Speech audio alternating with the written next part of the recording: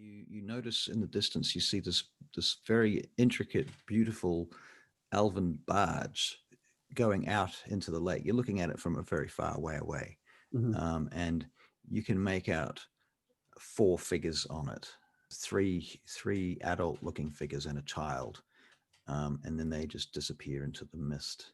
So I guess we're talking a couple of 100 meters. I'll jump down from the tree and run to the bank and just see if I can make out any further details. All you get is the impression that the boat was turning. But that being said, you can easily tell that they weren't turning in your direction, and they weren't turning. They're not going to Etz. They're not going to Lockhart Keep. It looks like they're turning more centrally into the center of the lake. Did it look like they were going fishing, or? It's not a fishing vessel. It's a boat you've never seen before. It's a much older looking thing, and you noticed it had like gold trim, and it's like it's a barge, but it does have a mast, and this one has a sail, as well as oars and what have you. And as it begins to turn, you see the boom swing around, and on the sail is the symbol of King Durian Arathani, who is the old dead king. So this is the bloodline that has been hunted by the current usurper king. And I definitely know this. You recognize the heraldry. You've studied the lineages. You've studied the heraldry of all of the lines, the bloodlines, and you know this to be Durian Arathani's bloodline. So it's the Arathani emblem. How far out is the mist that it's gone into? Maybe 400 feet. I was going to try a misty step, but that's not very far at all. Far to your left along the bank, you see a fisherman with his pulling a boat down onto the bank. It's just like a rowboat. Mm-hmm. And you know he's getting his nets and what have you and pulling them into the boat at the moment. I'll run to him and say, sir, could I please borrow your boat for a moment? He looks up. My boat? You want to borrow my boat? Yes. I need to investigate something out on the lake, please, if you wouldn't mind. Oh, sir. I have to do my fishing for the day. I have money. Money, you say? How much do you think this is worth? I'll give you 5 silvers. You seem like you're a trustworthy fellow. I'll take your 5 silver. How long are you going to be? I hopefully not more than like an hour or so. An hour? Is that okay? Oh, I suppose so. If you can come back in an hour. I shouldn't be too long. And if anything happened to my boat, what would happen then? I'll do everything I can to pay you back. I'll tell you what. You're going to leave me your purse here as insurance. Or something. You need to leave me something for insurance. And then you can have it back when you bring back my boat. And I'll wait here on the shore. He turns over his shoulder for a moment. He says, okay, love, I won't be long. I'm just talking to this man. Sure. Yeah, yes. Okay. What will it be then? I'll leave you my purse. All right. He takes your purse. I'll slip a couple of gold out and put them in my pocket, but I'll leave the rest with him. Okay. There you go then. That's her. And you see the rigger here is a bit funny on the tally. You just have to fidget with the thing here and do this, and you'll see how it works. And he starts telling you all the stuff about the boat, which in your mind at this point is a bit more information than you need because you're looking to get out there as fast as possible. Okay. Thank you. Yes. All right. Well, good luck. I hope you find what you're looking for. Is it a fish you want? Kind of. I didn't know there was anything particularly special out there at this time of night. I can try. Aye. Have you got any tackle there? Do you need the net? I'll be fine. I've got skills. All right then, you odd fellow, but off you go then. Good luck. Yeah. And I'll push off. Seldarine smile upon you. I'll push off into the. All right, so you push off into the lake. Anyway, so you start rowing. Well, it takes a good 10 minutes, but after that, you're sort of heading in, the mists are sort of rolling in around you. And you're feeling a little bit disoriented, but you keep going in the same direction, you think, as far as you can tell, and you look up and you can see the remnant moon of the arch is at a certain angle, and so as long as you keep it at that angle, you seem to think you can go in the same direction, and you're going in the direction that you saw that boat go, I'm assuming. Yep. Eventually you begin to see some sort of landmass and some trees and some hills up ahead, and on the landmass, you see this huge wall, this massive section of a wall. It looks like some kind of, and you've heard about this. There used to be this massive wall that crossed the entire continent that was built by the giants thousands of years ago that's since fallen to rubble in just about every part of the world. But there's a few places we can go and visit it and find bits of this wall. And this seems to be a segment of that wall. You didn't know there was any islands in the lake that had this kind of business on them. So this is obviously something you didn't know about. It may in fact be the island that you're looking for. I'll row faster. You think you can see a little bit of light flickering among the trees, and as you get even closer, you think you can see very vague figures moving, and there's that boat that you saw parked up on the shore, and then you see figures pulling the boat up out of the water. Okay, I'll slow down just a little bit and kind of try and steer myself to somewhere a little bit further away from them, not make myself too obvious. So you move away from what essentially seems to be some sort of camp, and as you get around there, you notice there's you can see the colors of some standards and some tents among the trees there. So you get to a little cove where you can pull your boat in without being spotted. And the figures are at this. You'll be out of sight once you park your boat. You can't see them; they can't see you. Yeah. But you know where they are, basically just over this hill. Okay, I'll try and lie low as much as I can, but head towards on land. Yep. So you're going to stealth up the side of the hill. Yeah, stealth up the hill. As you get to the top of the hill, you see down over the side, and you can see a gathering of elves.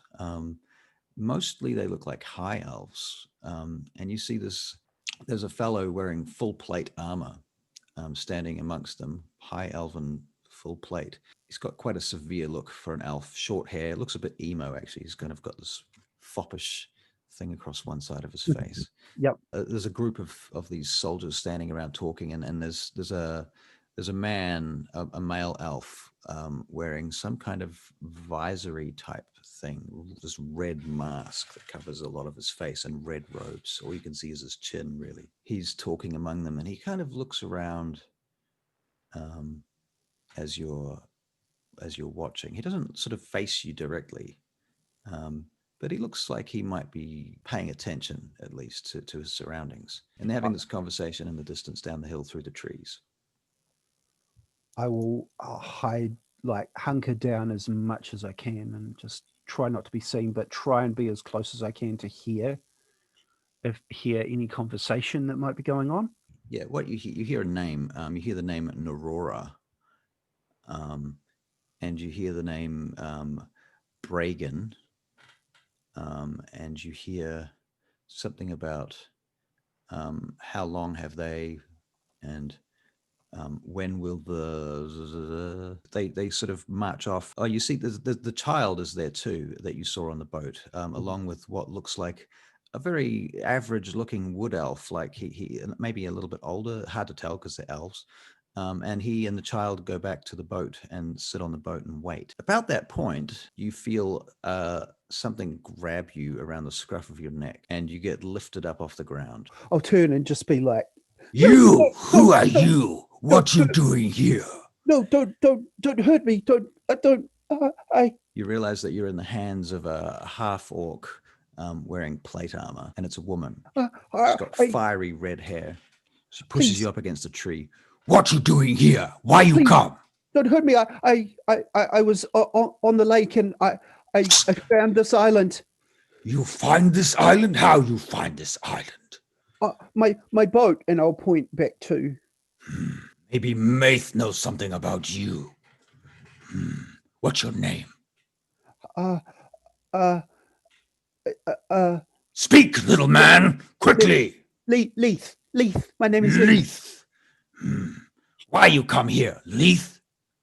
I was just out on the lake enjoying the day, and I maybe catching some fish. Catching fish? I don't think so. There's more to this story. You come with me. No, She starts dragging you down the hill. I'll be missed. You'll be missed. You'll be missed for sure. Soon enough. She starts dragging you down the hill. How menacing does she look to me? She's quite menacing. She's wearing plate armor.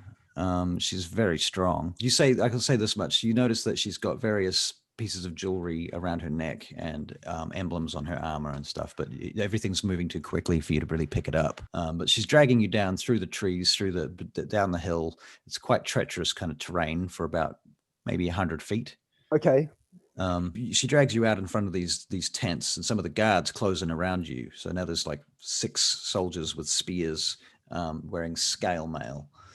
And they point their spears at you in a sort of circle. And the red-robed person comes out from inside the tent, and he looks at you, or he moves towards you, and he's still got this red visor over his face, and it's tied behind his head. And he walks it over in your direction, and he says, "Greetings, child. And whom might you be?" My name is Leif. I don't mean you in any harm or anything. I just came across the island, and yes, sir. You came across the island? I was just on the lake, and I must have rode into the mists. Quite a feat that you have achieved. This island is protected by powerful magic. I didn't mean to end up here. I'm so sorry. Are you in the service of any members of the court? No. Look at me. I don't have any. You will forgive me. It is possible that you are a spy, but I'm sure that if we are to take our time and consider the situation, I'm sure there's nothing to be concerned about. I don't want to cause any bother. He waves his hand to the soldiers, and the soldiers sort of step back. I was just curious as to the island. I'm sure you must have heard the stories. Yes, there are many stories and legends. I've read things, but I was never too fully sure. Well, my friend, I am Imral Maith Elazatril. Now, make a history check. That is a 19. This guy's been dead for centuries. Oh. Or at least missing. I'll be like, you're alive? I've read about you. You've heard of me? Well, how yes. Fortuitous. How very fortuitous. Then there must be something that has guided you here somehow. We shall look into this, I think. I think this is not a cause for concern, Thorn, please. He refers to the female half-orc in the plate armor. Her name is Thorn. So Thorn steps back. You must forgive Thorn. She is very zealous in her duties. Certainly. What are you doing here? Well, my friend, why don't you come and make yourself comfortable? Please, come into my tent. Certainly. He beckons you in. Yes. And he goes back into the tent, and the guards open the curtains to the front of the door of the tent and let you in. And it's very nicely decorated. You have the impression that the inside of this tent is bigger on the inside, like the TARDIS. It's bigger on the inside. Yes, it is. It is a transdimensional space. It is there's magic connected to this. Are you a magic user yourself? I think so. Oh, you think so? How curious. I've got some powers, I guess you could say. Some powers. I'll just start half casting Firebolt. He sort of puts his hand up like, and he begins to enchant something. Like, you see no, this. no. Yeah, just showing you. Ah, I see. Well, I shall not waste these components then. Very well. Perhaps we can talk more about these powers that you possess. Please come, take a seat. And you see that there's like a divan, and there's sofas and couches and seats, and there's tables with grapes and food laid out. You've never seen food like this. Like this is, you're a wood elf, right? You're used to roughing it. You also notice a lot of emblems of the Seldarine floating around, the elven gods. And at this point, you can make another religion check. 18. 18. Okay. Before you go into the tent, actually, you glance over towards the exit to the tent. It's some point during your looking around, and you see Thorn outside, and you notice that on her shield is a symbol of Sehanine Moonbow, the goddess of the moon that has been destroyed thousands of years ago. And this is an emblem that doesn't have a. There are a few people that use it now because it seems kind of moot to a lot of people. You're aware of a huge order of elven or eladrin clerics and paladins called the Daughters of Twilight, and they use this emblem. For a lot of people, they find that this emblem harkens back to a time that, or it's kind of like it's futile. The moon goddess is dead. We need to move forward. And those that still carry this emblem are thought of as being overly optimistic and overly hopeful. And so, but yet she has this emblem, and she's a half orc holding a shield with a symbol of an ancient dead elven deity. Anyway, do come in, please take a seat. I'll just I'll sort of half remain standing and look at the food and the opulence of the place. Galbraith, please bring us some mead. And this young man comes in. Yes, my lord. And here's a pitcher. Would you like some mead, sir? Oh, thank you. He pours it out very carefully. Is that enough? Yes, very good. Thank you. There you go. He puts it on a stand next to you. Any food, says Maith. I can have some food brought to you if you're hungry. No. I'm fine. Thank you. Very well. Now, as you know, I've told you my name, and I shall expect you to do me a small service. Yes, sir. I shall expect you to keep my existence private. I don't think anybody would believe me anyway. It would be unlikely, that's true, but you could be putting yourself in danger if you were to mention my name amongst certain circles, especially any circles connected with the Black Guard or the Usurper. I don't know anything about any of those. That's probably good. Very well. Let us talk about your powers. You say you have powers and you're not too sure about them. I came across something in the woods, and I seem to have abilities now, and I'm not sure what to do with them. I see. And I'll just raise my hands again, but won't cast anything. Whenever I move my hands and think about things being bad, Does the power seem to emanate from within you, or do you feel some other force projecting through you? Something of both. I think that whatever it was put something in my brain. That is interesting. And do you have any connection with a particular deity? No, sir. I'm not religious at all. No. Not religious. Unusual for an elf. Well, I like to read. I like to find out about others. Do you practice the reverie each day? My parents did. So you've been disconnected from your culture. That is a shame. That would answer some of your questions, truly. For during the reverie, you will remember your past lives and your existence on the plains of Arvandor among the primal elves. Oh, how would I begin to do that? Well, I have some notes I can begin with. He goes over to a bookshelf and he goes through some scrolls. He says, you can begin by studying this. Here is a small pamphlet on the subject, and it's a scroll. Yep. Now, he says, this is a very precious scroll, so what I suggest that you do is, while you stay here, you copy it out and make your own copy of this. You understand? Yes, sir. Yes, sir. Very good.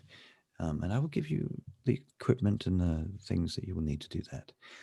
So you feel this power comes from within you, but also you have a sense that you're channeling it from another place? It was given to me by something. And can you speak of the thing that gave it to you? It was some sort of black horse. A black thing? horse? Hold an image of this thing in your mind for me, will you? See if you can visualize it as strongly as you can. Can I want to get a sense of if I can trust him with this or not. You can make an insight check. Oh, I thought it was a natural one for a moment. No, it's a 9. A 9. Actually, I guess you're really not sure. In fact, you're probably a little bit skeptical.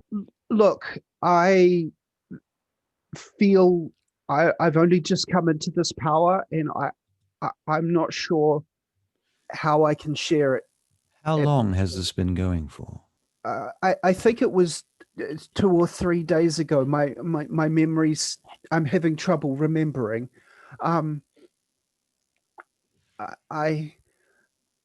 Please, I don't want to. Understand. Relax. He steps back and he sits down. He says, you'll forgive me. I shall remove my facial coverings. And he takes off this mask and unbinds this thing around his face. And you'll see that he's deeply scarred. He's lost both of his eyes. I'm taken back by this. He says, I understand it's not pleasant to behold, but it was necessary. What happened? That is a story for another day. Forgive my appearance. I hope it is not too disturbing. No, it's just quite a shock when you first take it off. Ah, yes. Nonetheless, it is best to see things for what they are, I feel. Agreed. Yes. What would you like to do at this point, my new friend? I would just maybe like to return to land and forget that this ever happened. Well, that's certainly a possibility. And if that's how you feel, then yes. If you would like to study the scroll, however, I would suggest that you come back or you yes. I shall. Yes. I'll tell you what I'm going to do. One moment. And he goes over to a large chest in the corner, sitting on a rug. Very nice rug. Opens the chest and he goes through some things and he picks out a bag, and he's doing all of this blindly with one hand. And he takes out the small bag and he opens the drawstrings on it and puts his fingers down inside it. And he pulls out this small pebble. And it's blue. And he closes the drawstring, puts the bag back in the chest, closes the chest, and comes over to you. And he says, take this. Keep this on your person. What is it? This will allow you to return here one more time. Thank you. And I'll put my hand out. Don't waste it. Don't give it away. Don't lose it. Well, do you know where your boat is? It's just out past the hill, from where we came in. You have been among the company of the servants of the fox. Servants of the fox. Yes. What of your guard out there? You call her Thorn? Thorn Gakai. Why is she wearing that symbol on her shield? All will be revealed, my friend, in time. Come back and there will be more answers. I feel I want to trust you, but I'm sorry, I need to learn more about myself before I can. Yes, that seems reasonable. It may be that I can help you with this, and I should like to try. I will Yes. go so far as to tell you that I feel that we have some connection. You have found this island, which suggests to me that the island wished to be found by you. So perhaps you have some fate or destiny connected with us here. Why would the island wish to be found By you.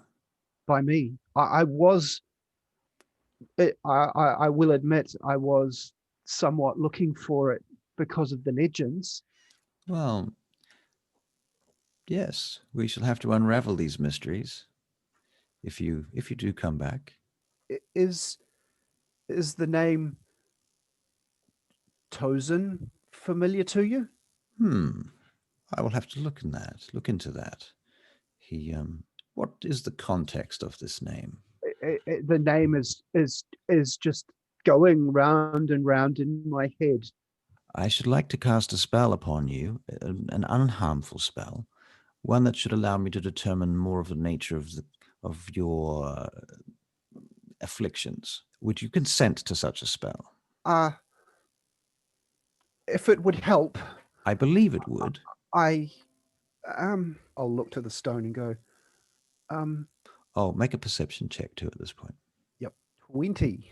All right, the perception check tells you that there is a staff in this room leaning up against one of the tent posts that looks like it's made of all sorts of very, very expensive woods and metals and obsidian and gold inlay.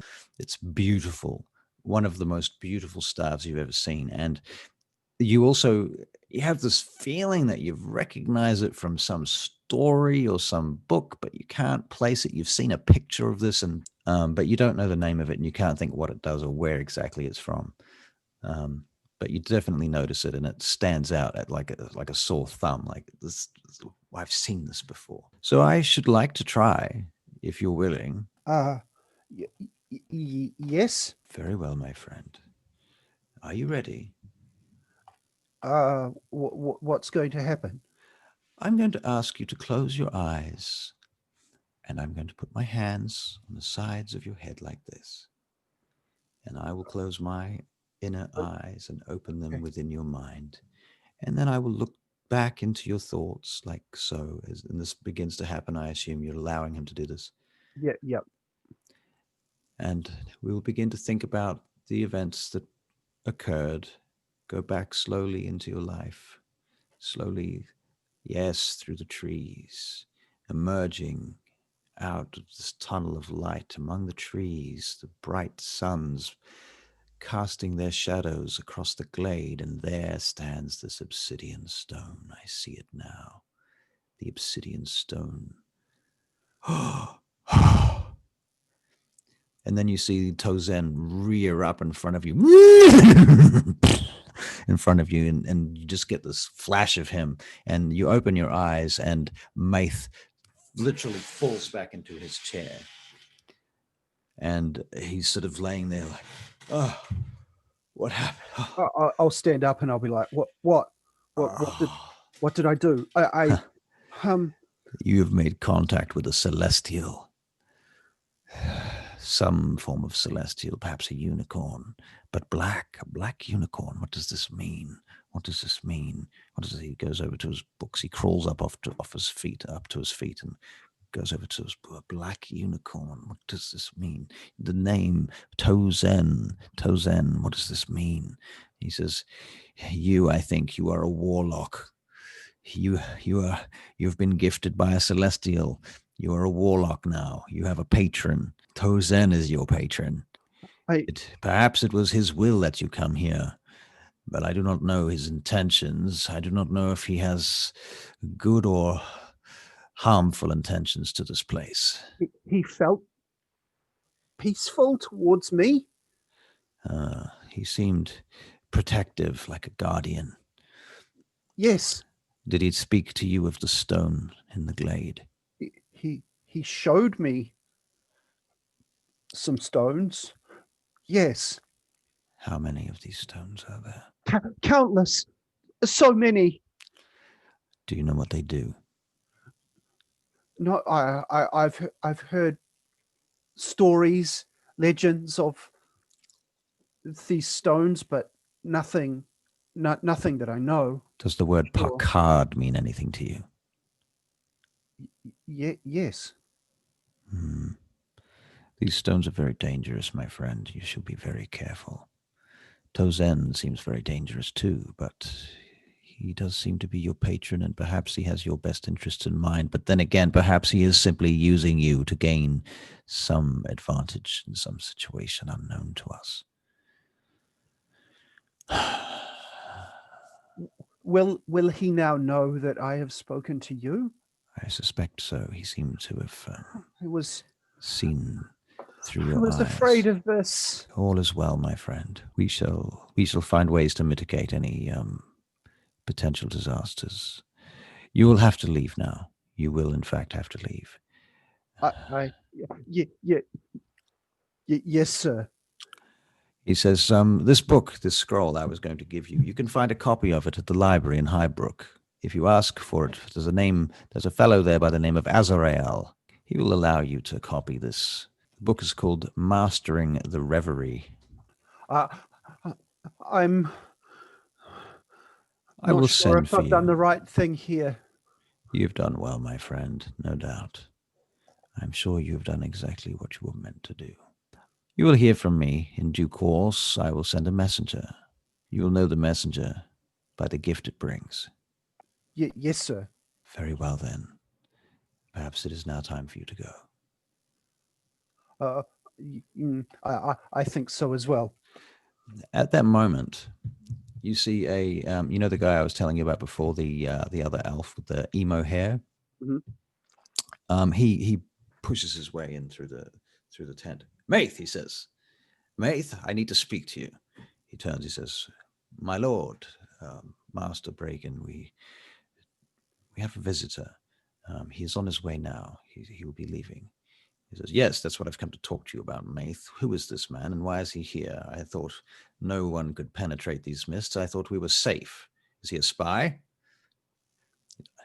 Don't put it beyond me to put him down if he is. I am quite prepared to do what is necessary to protect our bloodline.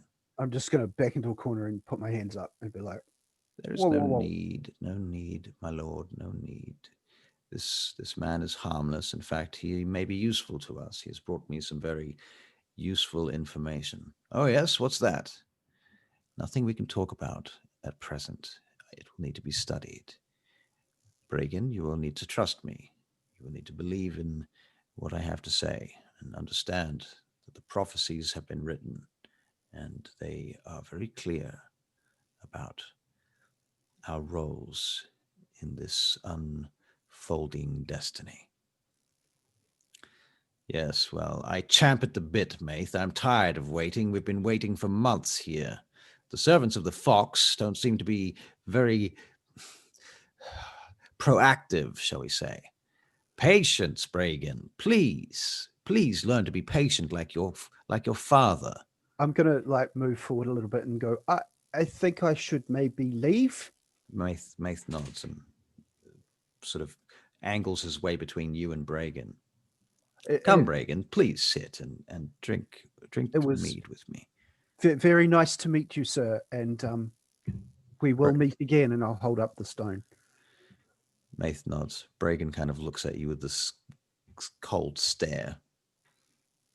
Be gone, peasant. And I'll leave them to it and head back to the boat. All right. And you get back to the boat. How big is the island while I'm walking to the boat? It's big enough that you can't see all of it. Right. For sure. It may be you're guessing it's a couple of miles sort of radius. It's quite an irregular looking shape.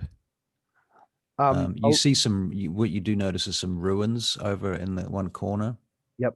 That you can see clearly, like giant ruins. You saw the wall already. And the wall seems to be broken up into sections, and so you can't see past those sections. But at one end of it, by the beachhead, you see what looks like some sort of smashed, ruined complex of some description. Okay. Once I get back to the boat, I'm going to pull out my notebook and a pencil and like draw what I've seen, draw the like the layout of the island, and then I'm going to row around the island at a distance and map it. All right, so you're going around the island, and you feel the boat actually getting pulled away from the island by some kind of current. But you manage to row out of the current, and you manage to get yourself back onto course again. Mm-hmm. And you find your way all the way around the island. Okay, you spent most of it trying to avoid the currents, and it made it very disorienting and difficult to match up the map. But there's at least one section around about the point where that ruined temple, or looks like it might be a temple, some sort of, you would have thought so based on the architecture that you've seen of Highbrook. It's got the same kind of arches and dome, albeit a big cracked dome that's now half on its side, laying in among some pillars. And you managed to map the outside of that area along the beach line, basically. And that's perfect as far as you can tell. The rest of the island will take you it takes most of a day probably to do this.